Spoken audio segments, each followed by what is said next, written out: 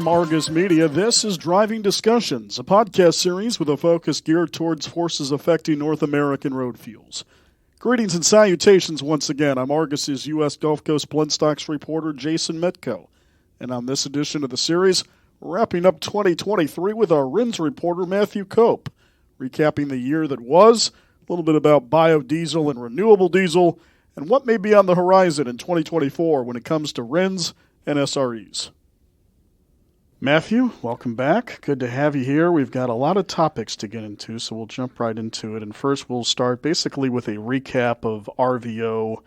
What has happened since the calendar turned to 2023, all those many months ago, sir? That's a great question. And to start off, I always appreciate you having me on. Glad to be here with you today. But one of our favorite acronyms over here, RVO. If you saw it early in 2023, it was just over kind of 21 cents per gallon, which was a good, healthy number if you look at it that way. And then by the end of the year, that fourth quarter, we were down to about 11. We're just below that right now. So it was a really crazy year for RVO. D4 and D6 markets pretty much reached parity.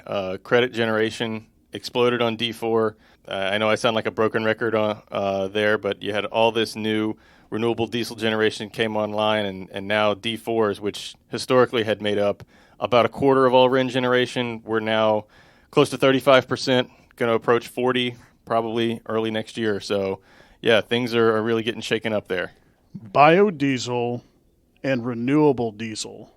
I hear this all the time, especially when I'm interacting with your colleagues on your side of the, don't want to say aisle, your side of the room, away from us on the product side of things. But are they the same thing? And I guess why are we hearing about all this all of a sudden? That's a great question. RD is one of those things that I hear about every single day. And to a lot of people, especially if you're not adjacent to kind of the renewable fuel space, they'll say like, oh, biodiesel and renewable diesel, those sound like the same thing, right? Yes and no. The renewable diesel, it's a new technology. It's bursting onto the scene. Biodiesel been around for a little while, so the original thought was, hey, we're going to have these substitute goods, but as things move along, we're moving much more in one direction. RD, like I said, it's a newer technology. There's higher startup costs to the refining process. Obviously, there's two totally different scientific chemical processes that are associated with the two fuels, and I'm not a chemical engineer, so I will leave that explanation for somebody else. But essentially, RD is more adaptable. It's easier to transport. It's a drop-in fuel, which means it's essentially chemically almost identical to petroleum diesel, to where you could run your truck off of 100% RD and it won't blow up. Biodiesel, you're going to need to blend it, and if you get above a certain level, that truck could technically run, but probably for not that long. As I'm mentioning, RD, a lot of it came online this year. In terms of annualized nameplate capacity, that number for 2023 increased by 1.4 billion gallons, and we have another 483 million gallons expected to come online in 2024. So the cool thing about on the RIN side is the fact that they produce the same D4 RIN. So as people are saying, or they're terming up these contracts, if we're buying biodiesel to blend or renewable diesel to blend, they're still getting that D4 RIN, and there's lots of D4 RINs out there. Biodiesel, you see that market kind of still maintaining its pace. Biodiesel is incentivized and mandated at a state level in certain situations, whether that's environmental, whether that's a protection for a local industry. You have, again, to summarize, basically, you have two fuels that sound like they're the same thing, but the market is moving towards renewable diesel as the future. And over here, kind of on our desk, we've basically dove into it, and we've launched some new assessments. We're paying attention to that market very closely and learning about it as everybody else does. A couple more minutes here with our RINS reporter, Matthew Cope, on this edition of Driving Discussions, the final one for 2023. Now, for all the rack that Congress gets and not being able to do their jobs from time to time, especially these days, believe it or not, we have seen some new policy come out that might affect RINS as well as some legal decisions on SREs. Mr. Cope, can you enlighten us as to what's taking place there? Right, and we've actually got kind of things on two separate fronts going on right now.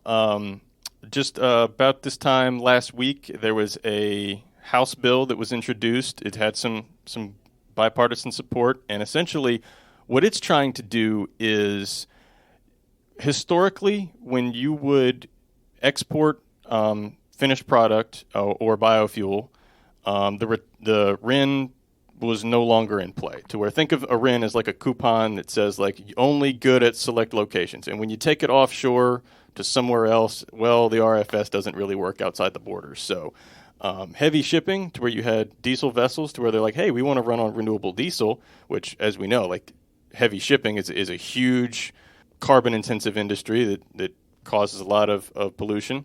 So they're saying, okay, well, if you're going to run off of biodiesel, renewable diesel, when you go offshore, these RINs that were formerly retired, we want you to be able to keep those and maintain the benefit of those instead of forcing them to be retired. Is that another incentive for renewable diesel to, enter the fray and be a more usable source and a RIN keeper for this industry going forward?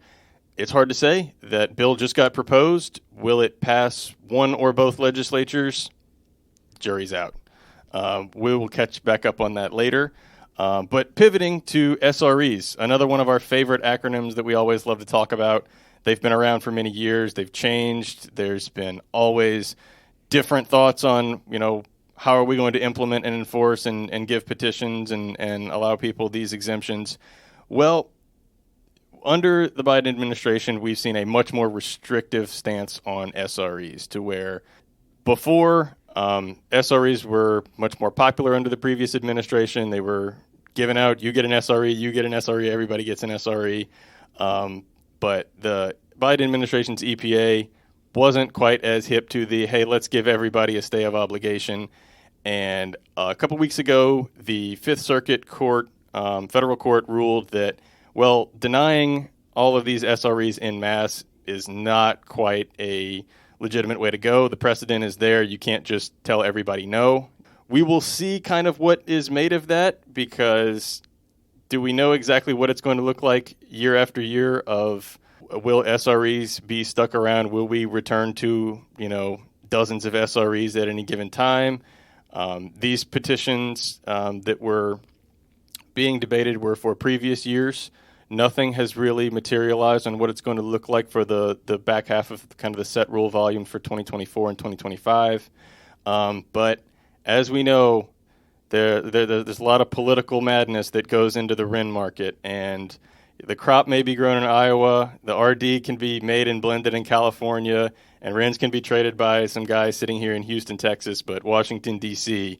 could just take that bucket and throw everything out of it at any given time. So that's kind of what we're waiting for, because 2024, as we know, there's some big stuff coming on the national scale. We got a presidential election, as well as a lot to do with Congress and whatnot. So SREs, we'll see.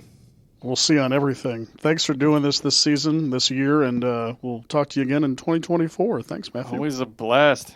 Have a good one, Jason. Always appreciate Matthew for joining us. And with that, we conclude Driving Discussions for 2023. Production of Argus Media, a leading independent provider of commodity information. Best wishes to you and yours in the year ahead. We look forward to chatting in the new year. For more information on Argus's U.S. biofuels coverage, make sure you check out argusmedia.com/Americas-biofuels.